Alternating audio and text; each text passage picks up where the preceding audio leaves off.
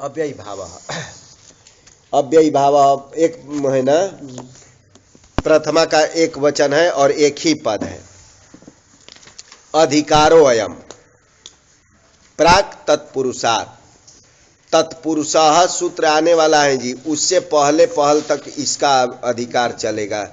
दो आ रहा है ना, 2:1:22 आ रहा है ना, अथ तत्पुरुष है, दो पन्ना एक पन्ना के बाद ना, दो पन्ना के बाद में है, तो ध्यान रखेंगे। तो 2:1:22 है और इसका क्या इतना है 2:1:5, तो 5 का तो अधिकार ही चलेगा, 22 को भी छोड़ देंगे तो कितने में चलेगा, हाँ 15-16 सूत्रों में जाएगा ना। तो 15-16 सूत्रों से ही क्या होता है, अव्ययी भाव समास होता है, क्योंकि उसी में अव्ययी भाव जाएगा। ठीक, तो ध्यान रखेंगे। तो यही ये अधिकार सूत्र हो गया अव्ययी भाव कहाँ तक, तब प्राक तत्पुरुषः, जो 22 से पहले मतलब 21 तक ना, 21 तक इसका चलेगा अधिकार जी। अव्ययी भाव कैसे बनता है, तो अनव्ययम अव्ययम भवति इति अव्ययी भाव, इसका वो करते हैं कि अनव्ययम अव्ययम भवति इति अव्ययी भाव, जो अव्यय न हो और वो अव्यय बन जाए उसी को अव्ययी भाव करते हैं। च्वी प्रत्यय करके बनाया जाता है ना, च्वी प्रत्यय करेंगे कि अनव्ययम अव्ययम भवति, तो अव्यय शब्द अव्यय सु च्वी किया जाता है और भू धातु से ण प्रत्यय कर देते हैं। एक सूत्र है, तो उसको बनाना तो नहीं था, लेकिन चलिए एक बार विग्रह कर लिए थे। अनव्ययम अव्ययम भवति, तो अव्यय सु भू धातु से एक सूत्र से ण प्रत्यय कर देंगे और यहाँ च्वी भी करेंगे। च्वी अव्यय सु च्वी, किससे च्वी होता है, कृभ्यवस्ति संपद्य करती है ना, कृभ्यवस्ति योगे संपद्य कर्तृ च्वी, इसी लघु में आएगा, उससे च्वी प्रत्यय कर देते हैं। विग्रह तो यही था, अनव्ययम अव्ययम भवति, तो दोष आया था अनव्ययम, अनव्ययम भी प्रथमांत है, अव्ययम भी है, तो इस अव्यय से किया जाता है। जब आएगा तो दिखाएंगे कि अब अनव्यय से च्वी करें कि अव्यय से करें, तो वो बोलता है कि क्री भू अस धातु के योग होने पर ऐसा जो विग्रह किए अनव्ययम अव्ययम भवति, तो इस अव्यय से किया जाता है। ध्यान रखेंगे वहां आएगा कि अभूत तद्भाव वाला से किया जाता है, तो इससे करेंगे। तो सु च्वी और भू धातु से ण प्रत्यय एक सूत्र से कर दिए। च्वी का सर्वपहार लोप होता है, ये तद्धित है जी, ये तदितांत हो गया, तदितांत होने से सु का भी लोप कर देंगे। इधर का काम कर लेते हैं, क्या हो जाएगा, इधर भू में ण की ण का आ रह जाएगा, वृद्धि कर दिया जाए, हाँ, और आवादेश करेंगे तो भाव बन गया, और ये च्वी प्रत्यांत कहलाएगा। च्वी का सर्वपहार लोप होता है ना। तो अस्य च्वौ एक सूत्र है ना, वो बोलता है कि अवर्ण को च्वी परे रहते अवर्ण को इत्वम से आते, तो इत्व कर देता है बीच का, अव्ययी भाव बन जाता है। इसको बनाने के हमको जरूरी नहीं है, बाद में आ जाएगा। तो अव्ययी भाव उसको कहते हैं जो पहले अव्यय ना हो बाद में अव्यय बन जाता है। ठीक, तो उसी को अव्ययी भाव, ये व्युत्पत्ति भी दिखाते हैं इसकी विग्रह की कैसे बना है।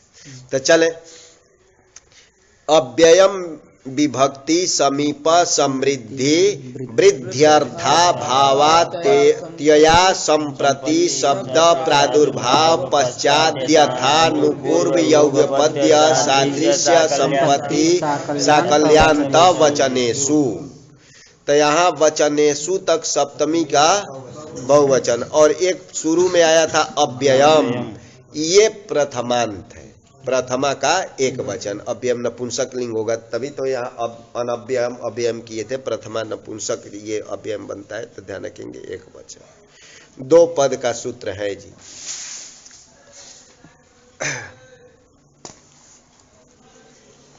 सह सुपा जो है इसकी अनुवृत्ति लाते हैं, सभी में चलता है, और उसमें एक शुभ का भी कहे थे कि लाना ना, शुभ आमंत्रित प्रांगवत स्वरे से। तो ध्यान रखेंगे ये अव्ययम विभक्ति में आएगा, अव्ययम अव्ययम विभक्ति, ये सूत्र है ना, हाँ अव्ययम विभक्ति आई है, विभक्ति वचनेषु तक, वचनेषु तो ध्यान रखेंगे। तो इसमें ये भी आया था ना, अधिकार सूत्र है तो अव्ययी भाव तो आएगा ही, इसमें आ जाएगा ना अव्ययी भाव, ये भी आएगा। और ये सब भी आता है सुप, सह, सुपा और सुप की भी अनुवृत्ति लाते हैं, ध्यान पर रखेंगे। वो सब अनुवृत्ति लाएंगे तो ये तब इसका ला करके तो सुपा का क्या अर्थ किए थे? सुबंते न, क्योंकि ये सुप प्रत्यय ना, तो प्रत्यय कहीं तो प्रयोग नहीं होता है, तो प्रत्यय ग्रहण है, तदंत ग्रहण करके सुबंते न ये को बना दिया जाता है, सुबंते न। और इसका प्रथमांत करेंगे ना पुंसक में लिखेंगे तो सुबंतम जैसा बन जाता है, सुबंतम। और सह तो तृतीया के योग में सह जोड़ते हैं ना, ध्यान रखेंगे। इसको ये तो अर्थ बताने जा रहे हैं ना, तो इसको छोड़ देंगे तो हमारा ये प्रथमांत ये है अव्ययम। तो इसमें जो प्रथमांत था ये इसको लाएंगे ना, तो सुबंतम अव्ययम ऐसे भी बोल सकते हैं। अव्यय सब सुबंत होता ही है, न भी बोलेंगे तो काम चलेगा, लेकिन ये चलेगा। यहाँ अब आता कि सुबंतम अव्ययम सुबंतेन सह समस्यते, सह समस्यते कर देंगे, समास के अधिकार में ना, सह समस्यते। उस समास को क्या बोलेंगे? अव्ययी भाव, क्योंकि अव्ययी भाव आया है सो अव्ययी भाव कि सुबंत जो अव्यय है उनका सुबंत के साथ क्या होगा? समास होता है ना, समास होता है। उस समास को क्या कहेंगे? अव्ययी भाव। लेकिन इतने अर्थों में होना चाहिए, जो ये लिखा गया ये अर्थ बताए जी, कि विभक्ति अर्थ में, दूसरा है समीप अर्थ में, समृद्धि अर्थ में, वृद्धि, समृद्धि में लगाएंगे वृद्धि, वृद्धि और जन वी और रिद्धि मिल करके बनाए वृद्धि, और अर्थाभाव, उसके बाद अत्यय, उसके बाद है असंप्रति, शब्द प्रादुर्भाव, पश्चात, यथा, आनुपूर्व्य, यौगपद्य, सादृश्य, संपत्ति, साकल्य और अंत। अंत वचन का सभी के साथ करेंगे इन वचनों में ना, इनमें तो अंत वचनेषु, इन अर्थों में क्या करना है? इन वाचक ना, तो इस अर्थों में कितना है? 16 अर्थ है, ध्यान रखेंगे। कितने अर्थ गिनाए? 16 अर्थ गिनाए। तो इस 16 अर्थों में क्या करना? अव्यय जो सुबंत है उसका सुबंत के साथ समास किया जाएगा, उसको क्या बोलेंगे? अव्ययी भाव। देखते हैं वृत्ति क्या लिख रहे हैं। विभक्ति अर्थादिषु, विभक्ति अर्थादिषु वर्तमानम अव्ययम सुबंतेन सह नित्यम समस्यते सो अव्ययी भाव। एक नित्यम, पहले हम लोग वा लगा रहे थे, पहला वाला में सह सुपा में वा लगाए थे ना, यहाँ नित्य कर दिए कि नित्यम समस्यते। विभक्त्यादि अर्थेषु जो लिखे ना, इसको बाद में लगाएंगे कि वर्तमानम अव्ययम सुबंतम, मैं सुबंत भी जो विद्यमान जो अव्यय रूप जो सुबंत, इनका सुबंतेना सह, सुबंतों के साथ क्या करना? नित्य समस्यते, समस्यते लगाएंगे ना, क्योंकि वहां अव्ययम दिखे थे। अगर अव्ययानी लिख देते ना तो उधर क्या हो जाता? समस्यन्ते हो जाता, ध्यान रखेंगे। तो एक वचन कर दिए सो समास, समस्यते बराबर सो किसका हो जाएगा? स का ना, वह समास अव्ययी भाव, उसको अव्ययी भाव कहा जाएगा जी। सरल है जी। तो चलिए, तो नित्य समास की अव्यय सुबंत का सुबंत के साथ नित्य समास किया जाएगा, उसको क्या कहेंगे? अव्ययी भाव कहेंगे। लेकिन 16 अर्थ में ही करना है, इससे अतिरिक्त अर्थ में नहीं करना है। तो एक अभी नित्य समास किसे कहते, थोड़ा सा उसका बताने जा रहे हैं जी। प्रायेण अविग्रहो नित्य समास, प्राय जिसका विग्रह न हो ना, अविग्रह ना, तो जिसका विग्रह ना हो उसको नित्य समास करते हैं। विग्रह भाई कैसे विग्रह नहीं करेंगे तो समास कैसे करेंगे? समास किस विग्रह में करते हैं? लौकिक विग्रह में कि अलौकिक विग्रह में? अलौकिक में। तो ये अविग्रह का हो जाएगा लौकिक विग्रह जिसका ना दिखाया जाए। अरे अलौकिक नहीं करोगे तो समास कैसे करोगे? सीधे ला करके समस्त पद तो नहीं रखेंगे। तो अविग्रह का होता है लौकिक विग्रह जिसका ना हो। अलौकिक तो करेंगे तभी तो समास करेंगे ना। तो ध्यान रखेंगे यही अर्थ इसका होता है कि प्रायेण अविग्रह हो नित्य समास। प्राय जिसका लौकिक विग्रह न होता हो उसको क्या बोलेंगे? नित्य समास। अथवा वाक्य लिखे ना उधर, प्रायेण अस्वपद विग्रहो वा, प्रायेण अस्वपद विग्रहो वा नित्य समास ना। तो जिसका क्या हो अस्वपद विग्रह हो उसको भी नित्य समास बोलते हैं। तब ध्यान रखेंगे यही ज्यादा दिखाया जाता है। कौन? अस्वपद विग्रहो वा नित्य समास। वाक्य में लगाएंगे जब वो करेंगे तो उसको जोड़ने के लिए अस्वपद विग्रह हो नित्य समास। अस्वपद विग्रह जो होता है नित्य समास। अस्वपद का मतलब समास तो किसी अन्य में करना है ना। जैसे राज्ञः पुरुषः, राजन और पुरुष में समास करना है। और क्या करेंगे? राजन पुरुष में समास करना है और विग्रह दिखाएंगे किसी अन्य में, मतलब एक दूसरा पद जोड़ दिया जाए ना। दोनों तो नहीं दूसरा रहेगा। तो अस्वपद मतलब स्वपद। स्वपद मतलब समास का घटकीभूत जो पद है उससे अतिरिक्त कोई पद हो। अरे समास किसी में हमको करना है उसकी अपेक्षा दूसरा कोई पद हो, उसके साथ जो विग्रह दिखाया जाए ना उसको नित्य समास। तो ये याद रखेंगे। अभी घटाएंगे तो दो हो गया, प्राय अविग्रह हो अनित्य समास ना। प्राय जिसमें विग्रह ना हो मतलब लौकिक विग्रह ना हो उसको भी नित्य समास कहते हैं। अथवा प्राय अस्वपद विग्रह जो होता है उसको नित्य समास। इस पर भी कुछ लिखे थे क्या? ननु से कुछ लिखे थे। विग्रहेणी व समासार्थ बोधनात्। किस पर है वो? तो किस पर है? एक नंबर टिप्पणी। अच्छा अस्वपद का बता रहे हैं कि विग्रहेण एवं समासार्थ बोधनात्। अरे विग्रह नहीं करेंगे तो समास के अर्थ का ज्ञान कैसे होगा? यही पूछ रहे हैं कि ननु विग्रहेण एवं समासार्थ बोधनात्। विग्रह के द्वारा ही क्या होता है? समास के अर्थ का ज्ञान होता है। बोध होने से अविग्रह इति कथम संगतम। अविग्रह कर देंगे तो संगति कैसे बैठेगी? अरे बिना विग्रह का तो समास के अर्थ का ज्ञान ही नहीं होगा। इति अरुचे है आह। तो इस पक्ष में अरुचि थोड़ा दिखा दिए ना कि इस पक्ष में उतना ये ठीक नहीं सटीक बैठ रहा है, इसलिए दूसरा प्रायेण अस्वपद विग्रह वाला कि पहला वाले को ये करना। दो दो क्यों दीजिए? नित्य समास का यही एक ही कर देते अविग्रह नित्य समास ना, अथवा अस्वपद विग्रह नित्य। दो दो क्यों दिए? तो कह पहला पक्ष में यही दोष दिखाई दे रहा है कि विग्रह नहीं करेंगे तो समास के अर्थ का ज्ञान कैसे होगा। ठीक, तो इसलिए इसमें थोड़ा अरुचि दिखाए। तो अरुचि दिखा रहे हैं लेकिन ये भी पक्ष थोड़ा चलता है। तो विग्रह से हम लोग कौन सा लेते हैं? लौकिक विग्रह जिसका न होता हो। अलौकिक तो करेंगे ही, ध्यान रखिए। तो लौकिक विग्रह से ही समास के अर्थ का बोध होता है। ठीक ना? लौकिक विग्रह करेंगे तभी तो समास के अर्थ का बोध होगा।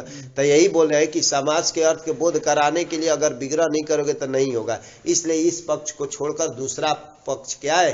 श्रेयस्कर है। दूसरा पक्ष जो है ना ये श्रेय है, श्रेष्ठ है, अस्वपद विग्रह वाला। ठीक, तो चलिए अस्वपद का क्या दिखा है? अस्वपद का न स्वेन पदेन विग्रहो यस्य सो अस्वपद विग्रह।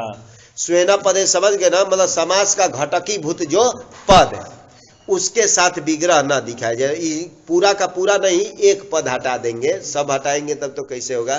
तो जिसका कि समास का घटकीभूत जो पद हो गया वो स्वपद से लिए, तो उसके साथ विग्रह न दिखाना ना कि न स्वेन पदे न विग्रह हो यस्य। स्वपद के साथ विग्रह न हो जिस समास का, उस समास को बोलेंगे अस्वपद विग्रह वाला ना। तो उसी का नाम हो जाएगा क्या? नित्य समास। चला जाए, बहुत हो गया नित्य समास का। अब देखते हैं एक एक अर्थों में अब करने जा रहे। विभक्तौ आया था ना, कि विभक्ति अर्थ में भी क्या करना, अरे अव्यय का सुबंध के साथ नित्य समास करना है। तब विभक्तौ ये लिखा ना, विभक्ति अर्थ में हरौ विग्रह किए जी। हरौ ये लौकिक विग्रह मैं दिखा रहा हूं, हरौ ये हो गया विग्रह। हरौ कहाँ बनता है, सप्तमी। हाँ तो सप्तमी। तो ये इसी हरौ में सप्तमी का अर्थ जो होता है, विभक्ति सप्तमी है ना, अधिकरण अर्थ होता है ना, तो यही सप्तमी अर्थ में ही लाना है, क्योंकि अलग से तो दिखाना नहीं है। तो हरौ ये विग्रह की है जी, इसका अलौकिक विग्रह करेंगे, क्या हो जाएगा, हरि, और इसी सप्तमी अर्थ में ही क्या रखेंगे, अव्यय आदि। तो ये नया चीज नहीं बताएगा। जो हरऊ का अर्थ है ना, तो इन्हीं से जो हो रहा था, तो सप्तमी अर्थ में ही ये अधि लाए। ठीक, तो हरि गी अधि, ये क्या हो गया, अलौकिक विग्रह। यही लिख रहे हैं जी, हरि गी विभक्ति अर्थ हरि गी अधि इति स्थिते। तो ये स्थिति बनाए ना, लौकिक विग्रह दिखा दिया हरऊ, और इसी का अलौकिक किया हरि गी अधि। तो ये नित्य समास कहलाएगा ना, हाँ, क्योंकि अस्वपद विग्रह दिखा रहा हूँ जी। अरे पहले तो ये दिखाए थे ये खाली हरऊ, और यहाँ एक अधि ज्यादा जोड़ दिए ना, तो अस्वपद विग्रह वाला तो घट ही जाएगा इसमें भी। तो ये स्थिति यही नहीं तो वो कर देते, इसमें अव्ययम विभक्ति से समास कर दिया जाए जी। अव्ययम विभक्ति से हो जाएगा ना, बोला था कि अव्ययम, तो ये अव्यय है ना, तो ये अव्यय सुबंध का सुबंध के साथ क्या करना, नित्य समास। तो समास कर देते हैं उसी सूत्र से। समासत्वात् क्या हो जाएगा, इसका लुक हो जाएगा, लुक हो जाएगा ना। हाँ, तो ये अभी नहीं लुक कर रहे हैं, जैसे कह रहे हैं वैसे ही देख लेता हूँ, नहीं तो यही लुक कर देते हैं। चलिए आगे क्या करें, प्रथमा निर्दिष्टम समास उपसर्जनम। प्रथमा निर्दिष्टम ना, प्रथमांत है जी, यहाँ तक प्रथमा निर्दिष्ट। समास से सप्तमी था ना, समास बन गया, एक को अय होकर के लोप हो जाएगा ना, तो ये सप्तमी का एक वचन, और उपसर्जनम प्रथमा का एक वचन। समास शास्त्रे प्रथमा निर्दिष्टम उपसर्जन संज्ञम स्यात्। कल भी इसका हो गया था, समास करने वाले सूत्र में जो प्रथमा से निर्दिष्ट है, प्रथमा से निर्दिष्ट क्या होगा भाई, जैसे अव्ययम, तो अव्यय नहीं प्रथमा से, इसके द्वारा प्रथमा से निर्दिष्ट हो जाएगा ये अधि हो जाएगा ना। क्या इसका अर्थ किया जाए कि अधि का हो जाए प्रथमा निर्दिष्टम का, तो टीका में लिख रहे हैं, उपसर्जन संज्ञा लिखे हैं 3 नंबर में, देखिए, समास संज्ञा विधायक शास्त्र बराबर हो गया, यहाँ हमारा कौन हो गया, अव्ययम विभक्ति, यही हो गया ना, ये शास्त्र बराबर शास्त्र बराबर सूत्र। उस शास्त्र घटक जो प्रथमांत पद, उस सूत्र घटक प्रथमांत पद कौन है, अव्ययम। अव्ययम था ना, अव्ययम, ये हो गया प्रथमांत, ये तो सप्तम्यांत है ना, हाँ, तब प्रथमांत घटक पद हो गया ये। कि समास शास्त्र घटक, घटक बोलते ना, तो घटक बोलते अवयव को, इससे घटित पूरे को घटकी भूत जैसे बोलते हैं ना, तो घटक मतलब अवयव। तो ये समास शास्त्र मतलब सूत्र में घटक प्रथमांत घटक पद कौन हो गया, अव्ययम। तज्जन्य प्रथम पद, तज्जन्य बोध विषयो अर्थ उपसर्जन। उस प्रथमांत पद से जन्य जो बोध, उस बोध का जो विषय हो, उसी की क्या करेंगे, उपसर्जन संज्ञा। समास शास्त्र में घटक जो प्रथमांत पद जन्य जो बोध बराबर ज्ञान, उस ज्ञान का जो विषय हो उसी को क्या करेंगे, उपसर्जन संज्ञा। तो घटाइए यही में, तब समास शास्त्र घटक प्रथमांत पदम बराबर अव्ययम। तद जन्य ज्ञान, तद जन्य क्या ज्ञान है, उससे जन्य जो ज्ञान, बोध बराबर ज्ञान होगा ना, तो इससे जन्य ज्ञान, इसमें भी अव्यय, इसको अव्यय बोलते हैं ना, तो इसका नाम हो गया अव्यय। इसका नाम नहीं है अव्यय, अव्यय का नाम हो गया इसका। इस ज्ञान, तो अधि को अव्यय कहा जाता है। तो अधि में हमको क्या हो गया, अव्यय का ज्ञान हो गया, तो ये अव्यय है। इस ज्ञान का विषय कौन है, अधि है, और कौन है, अरे घट ज्ञान का विषय कौन होता है, तो ये तो प्रथमांत पद से घटक हो गया ये अव्ययम, उससे अव्ययम, इसमें नहीं हमको अव्ययम ज्ञान होता है, अव्ययम तो ज्ञान इसमें हो गया कि अव्ययम भवति, इसका नाम क्या है, अव्यय। किससे अव्यय संज्ञा हुआ, हाँ अव्यय इसका नाम हुआ ना, अव्यय किससे होता है स्वरादि निपातम से, तो इसमें हमको ज्ञान हो गया ये अव्ययम अस्ति, अधि अव्ययम अस्ति। इस अधि अव्ययम अस्ति ये ज्ञान का विषय कौन हुआ, अधि, तो उसी की उपसर्जन संज्ञा हो जाएगी ना, यही अर्थ होता है जी। क्योंकि सब अब प्रथमा से निर्दिष्ट का ये अर्थ किया कि सूत्र में जो प्रथमांत जो पद, उससे जन्य जो ज्ञान, उस ज्ञान का विषय जो होता है उसी की उपसर्जन संज्ञा। पंचमी भयना कल दिखाए थे जी, पंचमी, इसमें भी घटा लेना सरल है, पंचमी भयना, भयना ये तृतीयांत है, ये प्रथमांत है, चोराद भयम, ये विग्रह किए जी इसका। तो चोराद भयम में घटाइए कि समास शास्त्र ये हो गया, ये समास करने वाला सूत्र, ये उसमें प्रथमा से ना प्रथमांत जो पद हो गया पंचमी, उससे जन्य जो ज्ञान, तो पंचमी से जन्य जो ज्ञान हो गया ना, उससे जन्य ज्ञान इसमें होगा, चोरात का ज्ञान होगा जी, चोरात है ना, अरे पंचम्यंत पद ये कह रहेगा ना कि ये पंचमी है, ये तो प्रथमांत है, तब उससे जन्य, उस पद से जन्य जो ज्ञान हो गया कि चोरात पंचम्यंत है, तो इस ज्ञान का विषय कौन हो गया, चोराती होगा, और कौन होगा, अरे जिसका घट ज्ञान का विषय घट ही होगा कि दूसरा होगा, तब पंचमी का या पंचम्यंत, पंचमी का होता है पंचम्यंत, तब पंचम्यंत का इसमें नहीं ज्ञान होता है, ये पंचम्यंत ये नहीं है, पंचम्यंत तो ये है, तो इस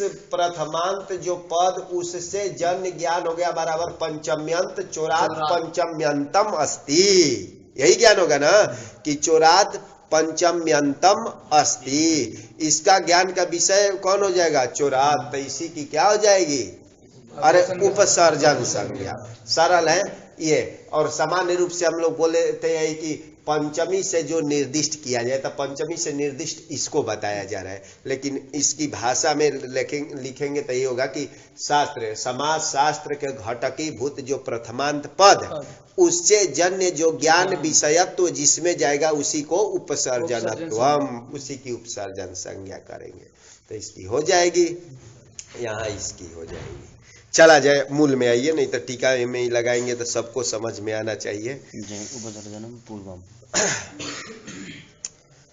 उपसर्ग तो अधिक यहाँ हो गई और वहां चुरात की हो गई ना, उपसर्जनम पूर्वम आया जी, उपसर्जनम प्रथमांत, और पूर्वम कहाँ का है, क्रिया विशेषण है। क्रिया विशेषण में क्या होता है, कर्मत्वम क्लीबता चैष्यते, द्वितीया का एक वचन है, पूर्व में प्रयोग करना चाहिए ना, तब पूर्व मतलब ये नहीं, ये नहीं है पूर्व मतलब पहला ना, तो वो अर्थ में नहीं है, तो ये द्वितीया का एक वचन है।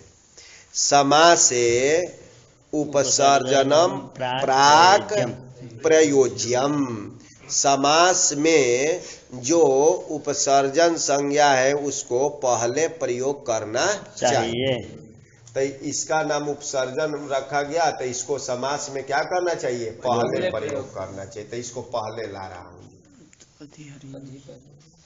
अधि इधर अब आ जाएगा ना, अधि हरि घी हो गया, हो जाएगा ना, यही तो अर्थ हुआ। वो उसमें भी ये इसमें तो किए थे, अलौकिक करेंगे तो क्या होगा, चोरा गसी न, चोरा गसी और भैंसु,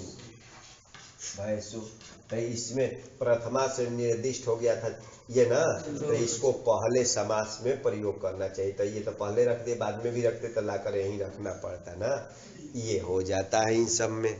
आगे क्या लिख रहे हैं भाई, इति अधेहे प्राक प्रयोगः, तो इस सूत्र के द्वारा क्या हो जाएगा, अधि को पहले प्रयोग किया गया ना, प्राक प्रयोग सुपोलुक, अब सुप का लुक किए, पहले भी कर सकते, ये नहीं कि यही करते, अभी ये बता रहे थे सुप का लुक कीजिए, मतलब इसमें समास कर दिए थे किससे, अव्ययम विभक्ति से, और समास होने से पूरे का नाम क्या हो गया, समास होने से प्रातिपदिक संज्ञा, तब प्रातिपदिकत्वात् क्या हो जाएगा, सुपो धातु प्रातिपदिकयो से सुप का लुक कर देंगे, तो घी का लुक कर देंगे ना, तो ये रह गया अधि हरि रह गया, हो जाएगा ना। एक देश विकृतस्य अनन्यत्वात् प्रातिपदिक संज्ञायाम स्वादि उत्पत्ति।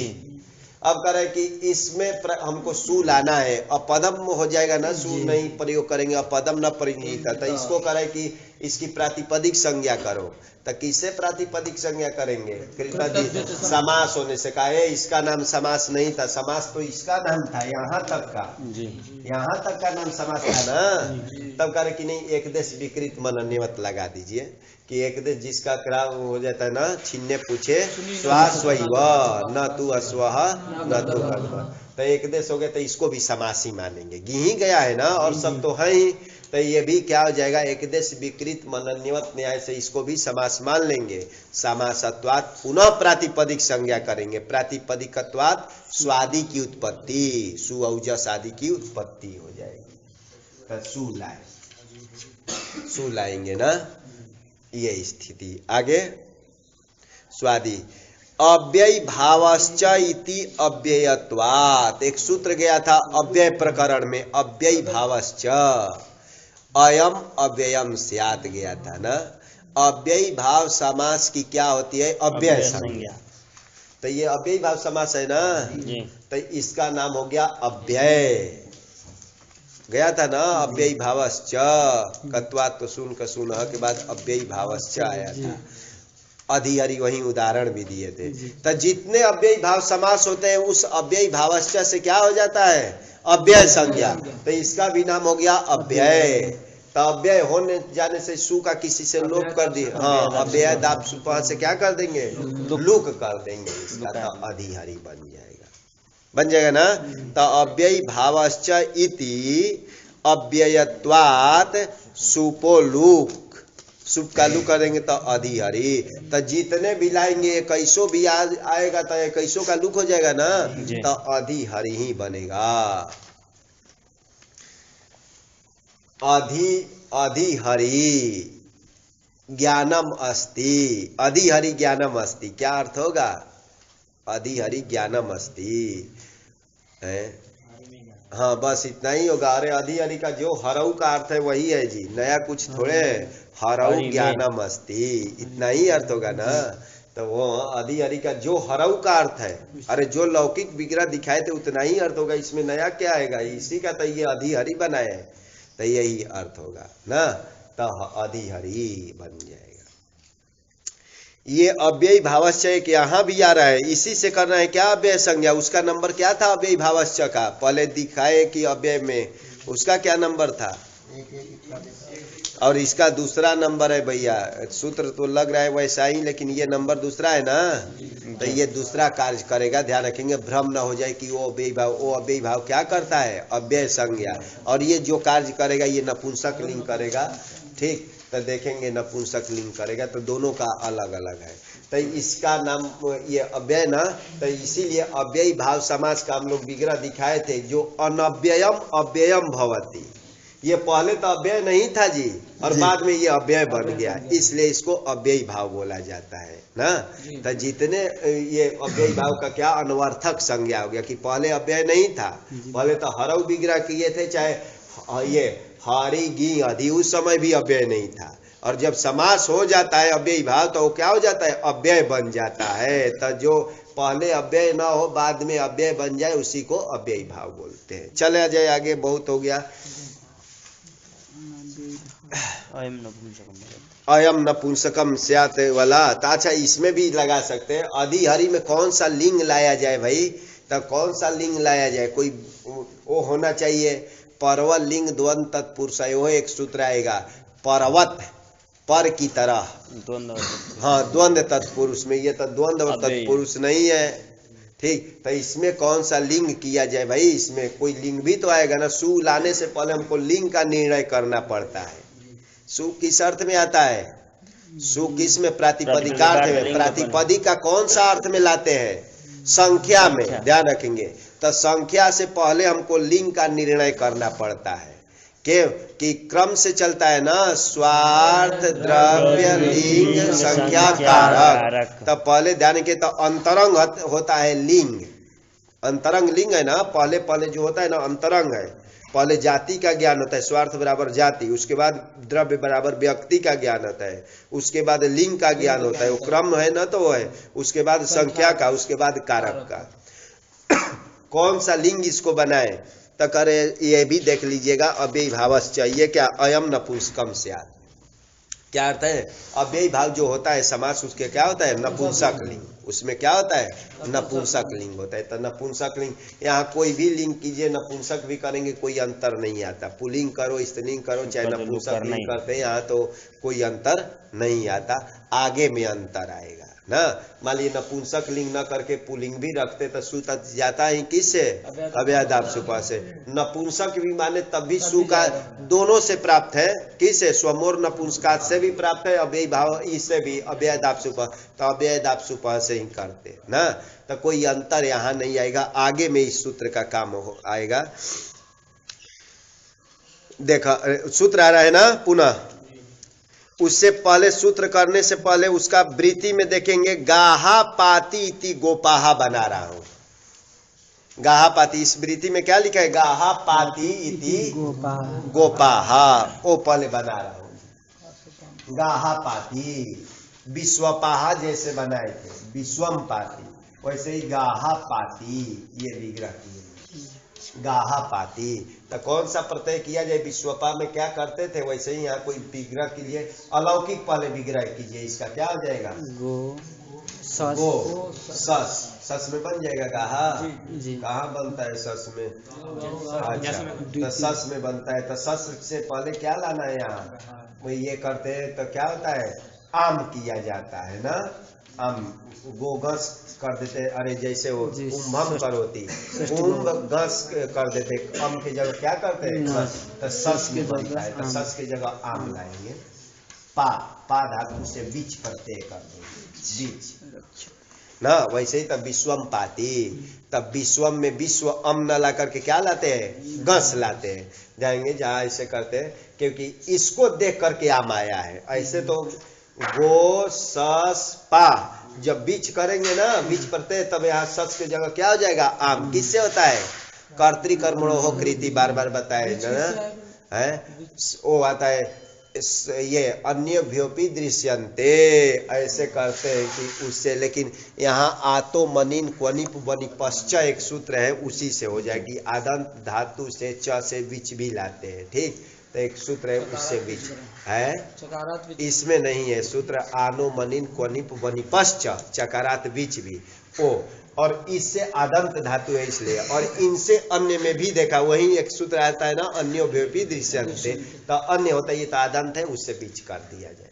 तो बीच किए, क्यूब करते ना तो थोड़ा सा हमको वो होता है, क्यूब में प्रक्रिया बतानी पड़ती है कि क्यूब करते तो इतु भी प्राप्त होता था, किससे, अरे घुमास्ता गापा से, इसलिए बीच कर दिया जाता है। वो टीका उका में दिया है कि गोपाहा में भी विश्वपा में जैसे करते हैं। तो चलिए बीच का सर्वपहार लोप हो गया। ये उपपद समास है जी, उपपद समास होने से हाँ उसी से समास करेंगे तो गोपा बन गया, जैसे विश्वपा बनाते थे। इस तो ये सु लाएंगे ना, इसे सु लाएंगे तो क्या हो जाएगा, लोप तो नहीं होता है, तो गोपाहा ये बनता है ना। इसका भी विभक्ति अर्थ में इसमें हमको समास करना है जी। विभक्ति अर्थ में इसमें क्या करना है, हमको समास करना है। तो इसका गोपाहा जो बनाए, इसका सप्तमी में क्या बनता है, तो इसका लौकिक विग्रह मैं गोपी कर रहा हूँ, सप्तमी का रूप लिख रहा हूँ, गोपी, गोपी विग्रह किए, ठीक। गोपी, ये गोपाहा का, जैसे हरि का क्या सप्तमी में किए थे, हरऊ, तो ये गोपी विग्रह किए। तो इसका अब विभक्ति अर्थ में ये पुनः उदाहरण दिखाने जा रहे हैं। अलौकिक विग्रह कीजिए इसी में। हाँ, क्या किया जाए, बोला अरे हरऊ का बिगड़ा क्या किए थे? गोपा हरी घी आदि, तो वैसे ही कीजिए, क्या करें? गोपा घी आदि, ये करें। पूरा एक पर ध्यान पर रखेंगे तो हो जाएगा। तो ये भी विभक्ति अर्थ में ही है जी, ये कर दिए। अब